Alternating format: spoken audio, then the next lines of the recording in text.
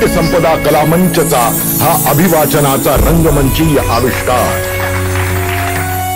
माझी जन्मठेप। अंबादास टल्लू फाउंडेशनच्या वतीने 27 फेब्रुवारी रोजी पद्म पुरस्कार विजेत्यांचा गौरव सोहळा आयोजित करण्यात आला आहे, अशी माहिती अंबादास टल्लू फाउंडेशनच्या अध्यक्षा अनुराधा टल्लू यांनी पत्रकार परिषदेत दिली आहे। थोरांचा गौरव थोरांच्या हस्ते हे या कार्यक्रमाचे मुख्य उद्दिष्ट व स्वरूप आहे। यावर्षी 76व्या भारतीय प्रजासत्ताक दिनी भारत सरकारद्वारे जाहीर झालेल्या सन्माननीय विविध पद्म पुरस्कार विजेत्यांचा यापूर्वी प्राप्त झालेल्या सन्माननीय विविध पद्म पुरस्कार विजेत्यांच्या हस्ते उचित सन्मान व गौरव सत्कार करण्यात येणार आहे। या कार्यक्रमाला पद्मविभूषण डॉक्टर जयंत नारळीकर यांनीही आपल्या आशीर्वादाचा वरदहस्त व्हिडिओ क्लिपच्या माध्यमातून दिला आहे।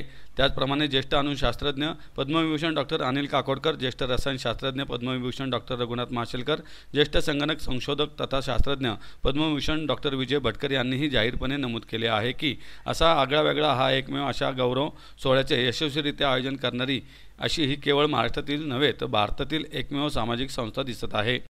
यंदा या सोहळ्याचं 5वं वर्ष आहे। या कार्यक्रमाला पद्मविभूषण डॉक्टर रघुनाथ माशेलकर हे अध्यक्षस्थानी असणार आहेत, तर प्रमुख पाहुणे म्हणून पद्मभूषण कुंदन व्यास हे उपस्थित राहणार आहेत। त्यांच्यासोबतच पद्मश्री डॉक्टर चंद्रकांत पांडव, पद्मश्री डॉक्टर प्रमोद काळे आणि पद्मश्री उदय देशपांडे यांची उपस्थिती असणार आहे। उदय निरगुडकर हे या कार्यक्रमाचं सूत्रसंचालन करणार आहेत। शोभिवंत पुणेरी पगडी, उपरणे, श्रीफळ, संस्थेचे विशेष सन्मान चिन्ह आणि गुलाबाचे रोप देऊन सर्व पद्म सन्मानार्थींचा उचित गौरव करण्यात येणार असल्याचं अंबादास टल्लू फाउंडेशनच्या संस्थापिका व अध्यक्षा अनुराधा टल्लू यांनी पत्रकार परिषदेत सांगितलंय। हा त्यांच्यापेक्षा सिनियर पद्म पुरस्कारार्थींच्या हस्ते करतो। ही या कार्यक्रमाची मुख्य थीम आहे आणि ह्याला आपण नाव दिलेलं आहे थोरांचा गौरव थोरांच्या हस्ते। तर या वेळेला हा असा कार्यक्रम घेणारी पूर्ण महाराष्ट्रातीलच नव्हे तर पूर्ण भारतातली एकमेव संस्था आहे असं जाहीर प्रतिपादन या आधीचे जे प्रमुख पाहुणे होते डॉक्टर विजय भटकर यांनी पण असं प्रतिपादन केलेलं आहे। त्याचप्रमाणे डॉक्टर अनिल काकोडकर जे पद्मविभूषण आहेत, परत पद्मविभूषण डॉक्टर रघुनाथ माशेलकर या सर्वांनी हे असं जाहीर केलेलं आहे की हा कार्यक्रम घेणारी बहुधा ही पूर्ण भारतातली एकमेव संस्था आहे आणि आम्हालाही तेच वाटते। कारण आजतागायत हा युनिक आणि आगळा वेगळा कार्यक्रम कुणीही घेतलेला नाहीये। या कार्यक्रमाचं मुख्य वैशिष्ट्य म्हणजे व्यासपीठावर केवळ पद्म पुरस्कारार्थी असतात। ज्युनियर पद्म पुरस्कारार्थींच्या सत्कार हा सिनियर पद्म पुरस्कारार्थींच्या हस्ते केला जातो। मुख्य म्हणजे या कार्यक्रमाचं स्थळ, वेळ आणि दिनांक हे कधीच बदलत नाही।